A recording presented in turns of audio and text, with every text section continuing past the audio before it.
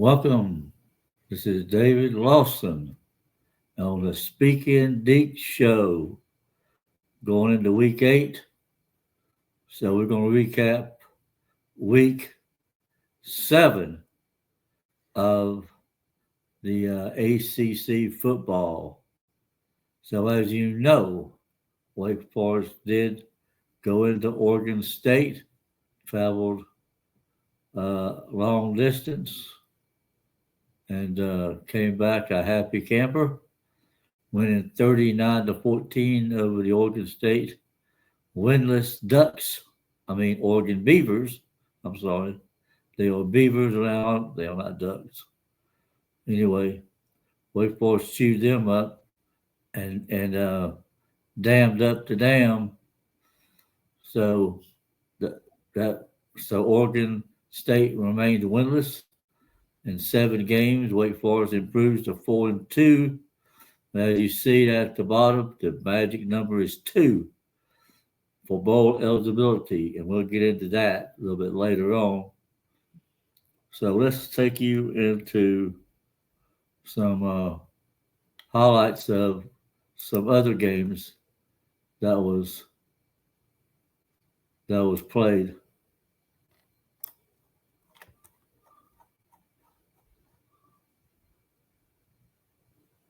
So in a shocker of sort, Pitt took down number 25 Florida State, 27-7.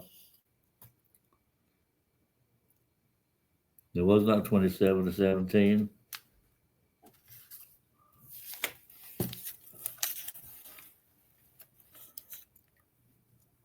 It was 34-31. Pitt beat Florida State 34-31. Panthers played with fury, forcing turnovers and flipped to the script in Tallahassee. And Pitt is moving on. They're a silent winners right now. Nobody's talking. 2 teams that nobody's talking about is Pitt and Duke. And who knows what they're going to do. But a statement win that rattled the ACC power rankings. So then we got Wake Forest, who unleashes the storm. The Deacons just didn't win. They dominated. 39-14 dismantling of Oregon State on the road. They're 2-0 on the road. Wow, ain't that something? 2-0 on the road, undefeated. Before they got a bye this week before coming back home with their homecoming and hosting the SMU Mustangs, who has not lost their regular season, whom they'll face Clemson next week, Saturday, in Clemson, South Carolina. That should be an interesting matchup.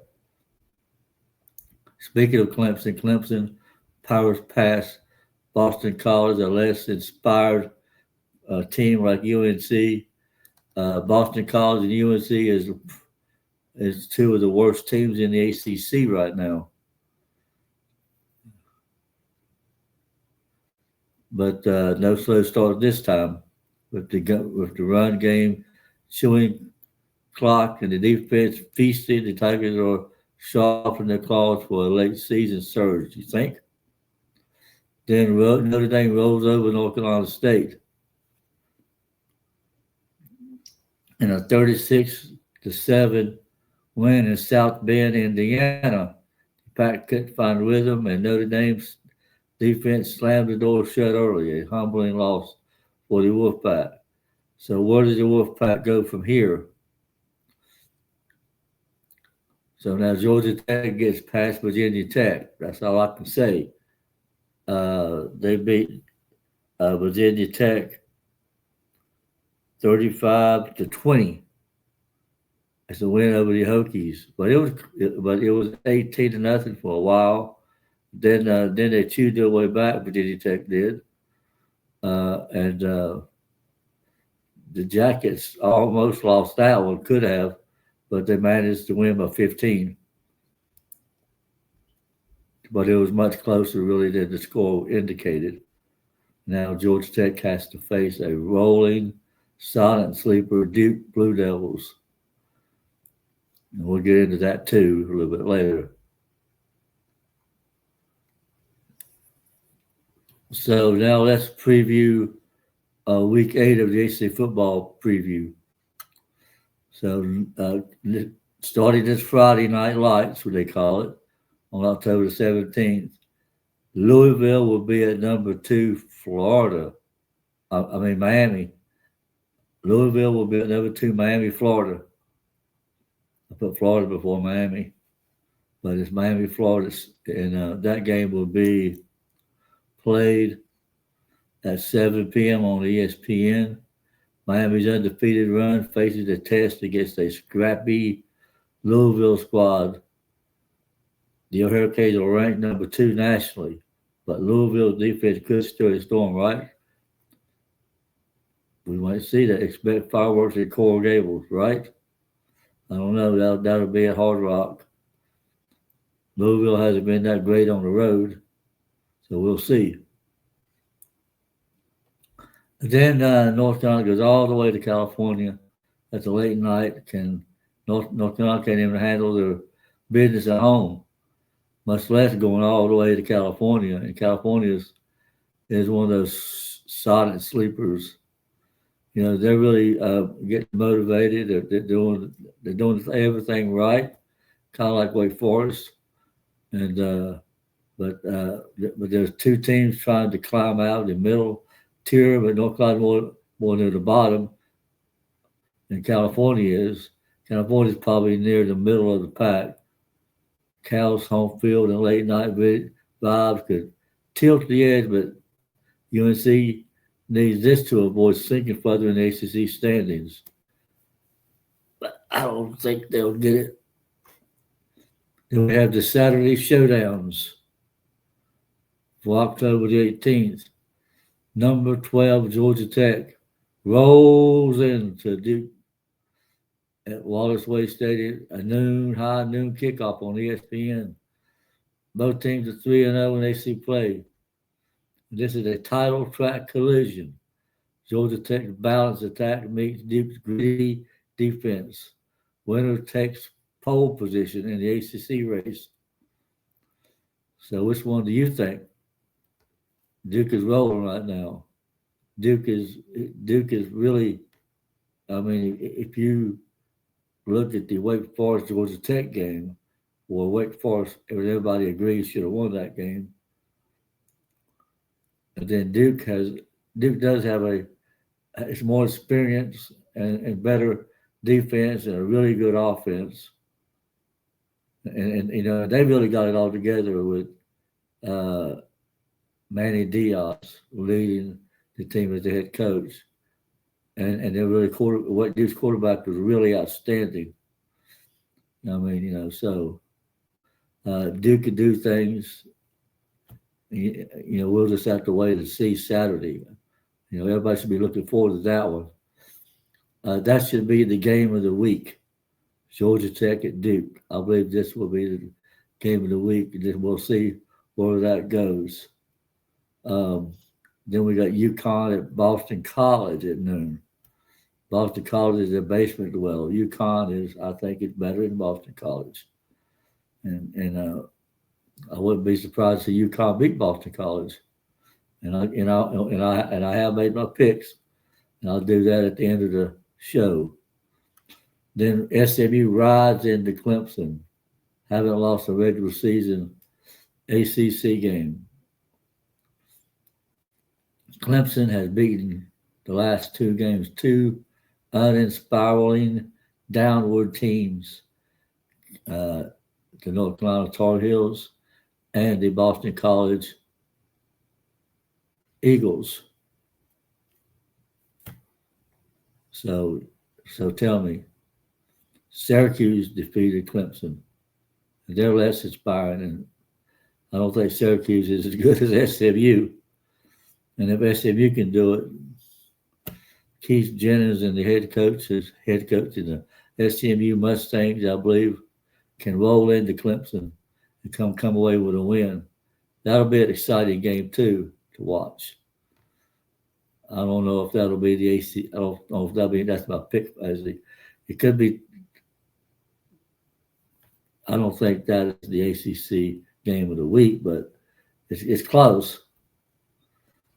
But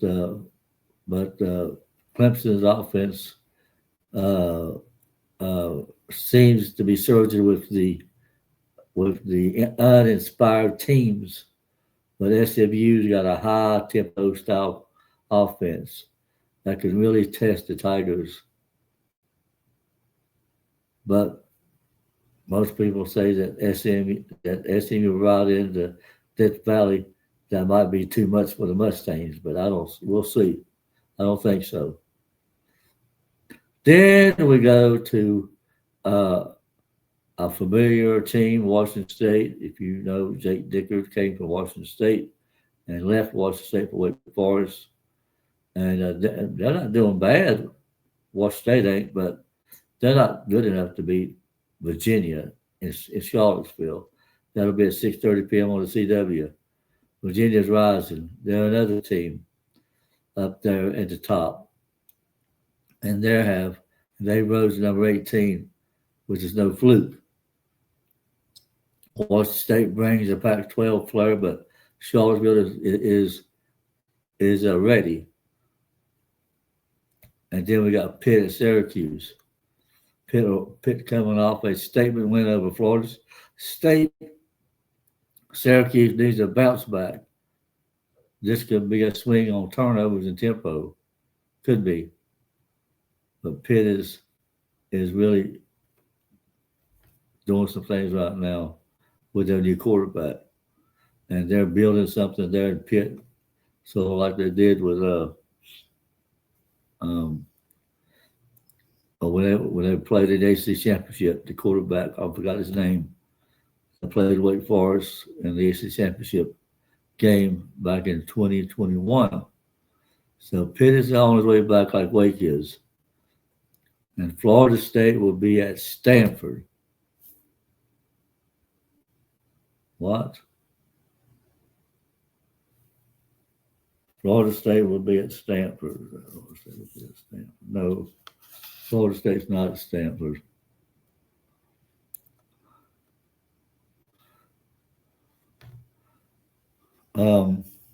Forget about that.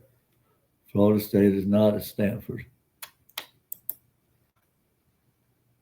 Yeah, they are. They're Florida State's at Stanford. Never mind. What I do? That's a 10:30 game. That is a 10:30 game.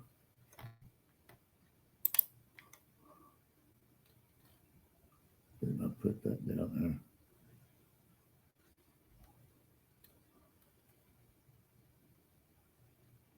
But anyway, yes, Florida State is at Stanford. Let me get my papers together here. I don't want to be wrong here, but Florida State is at Stanford. FSU's collapse continues. Cross-country trip to Stanford might offer a reset, but I don't think they'll have any problem with Stanford. Stanford's another team that's swirling down, so they're right down there with UNC and Boston College. So the Reckoning and the Rise opening line from Coral Gables to Alto, J.C. Righteousness, Gospels to Grid and Gridiron. So we're just going to have to see how this all comes together, and we'll look at that in just a minute. And we'll get into another segment right in a moment. So now let's go into my my power rankings, big time ACC football power rankings. They're the shuffle's a little bit, especially around the middle and the bottom. The shuffle is kind of mixed up. Same's kind of the same, but the upper bracket is pretty much the same, interchangeable. Still early, not that many conference games. Still playing a lot of non-conference games. So um, I got Miami number one because I think they're the best team in the country right now. They're 5-0 overall and 1-0 in the conference. Virginia, I got number two. They're number 18 in the country at 5-1, 3-0. They're undefeated. Duke is number three. I got it four. They're 4-2, and also undefeated 3-0. I got Georgia Tech at number 12, number four. They're undefeated at 6-0. Also, about 3-0 in the conference. A couple of the games is kind of, even though, but they still won. They're kind of iffies. So we're going to wait till they actually play somebody like Duke. Then we'll start calling the jury in or out or whatever you want to call it. But I got Georgia Tech, and this is going to change. I don't do this every week because there ain't no point in it. But I'll do it about every couple of weeks or so. Come on here and post it. This is post 7 week 7, going into week 8. SMU, I got at number 5. Pitt is number 6. Louisville at number 7. Wake Forest at number 8. They seem to be pulling them strong. Cal at number 9. Clemson number 10. Clemson still hadn't proven anything. Their last 2 games was against uninspired teams, the worst teams in the country. North Carolina State seems to be falling off the wagon. The Wolfpack hasn't been howling all that loud, but they're 4-3, 1-2. Then we get to Syracuse, number 12. They're 3-3, 1-2. Virginia Tech at number 13, 2-5, 1-2 in the conference. Florida State has not won a conference game yet. You know what that story is. But I got them at number 14. They're 3-3. Still can make a bowl, but I don't know. We'll see. Number 15, Stanford. UNC and Boston College round out the bottom teams. So that's about the size of it. And all this will probably change as the week goes on. So you can't get a perfect power ranking no matter who it is. But I think this is pretty close. Most people would object to Georgia Tech being number 4. 6-0, 3-0, but they look at their record and see who they played and who they almost lost to. Duke is a solid one. Duke is solid. Nobody's talked about them, and they're not even ranked. Why is Duke ranked? They should be ranked up there with Virginia. Don't make any sense. SMU is not even ranked. Pitt's not even ranked.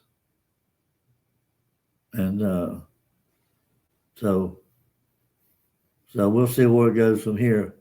So here are my picks. I'm going to close it out. So Friday, October 17th, Louisville will be at number 2, Miami. I'm picking Miami. UNC is at Cal. I'm picking Cal. Then we have the other teams that Saturday, October 18th. Number 12, Georgia Tech at Duke. And I'm going with Duke because they're at home and they're really starting to play strong. Got a real strong defense, really good offense. Even if the refs miss it, some calls, Duke's to win this game. And I think that UConn will beat Boston College. They're one of the worst. I think UConn's got to be better than Boston College.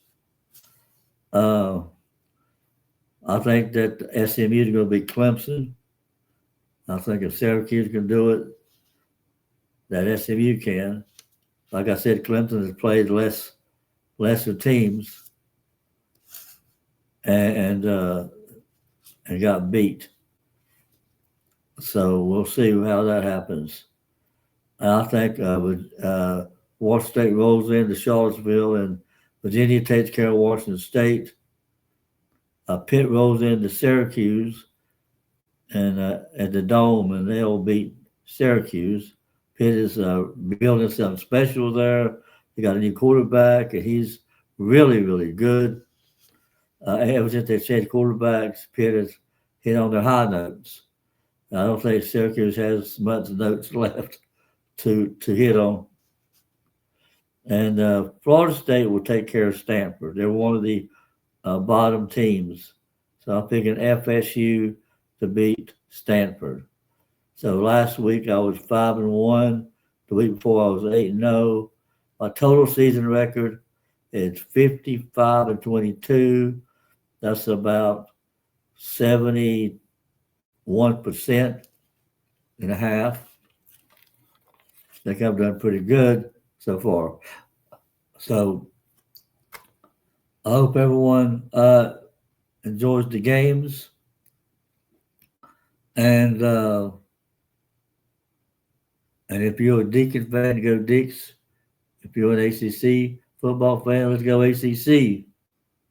You know, we're getting rid of these non-conference games now. We get into conference matchups.